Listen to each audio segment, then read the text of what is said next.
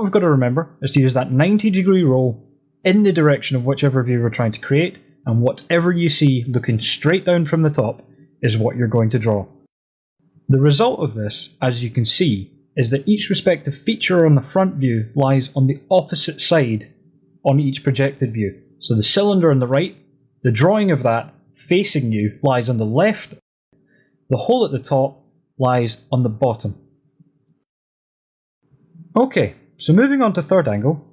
again we're going to use that exact same front view, and using that cardboard box thought pattern I explained in the last video, you can quite easily see that what we're going to do is we're going to pull out the nearest side to the view we want to create by 90 degrees until it faces us, and again just from the top down, looking down, what do we see? That's what we draw. Now what you'll notice from this method is that the features on the front view actually lie in the projected view that's on the same side as it is on the front view. So the cylinder on the right there is in the right hand projected view, and the hole at the top is in the top projected view. Okay, so once again I'll end this on a comparison so that you can kind of decide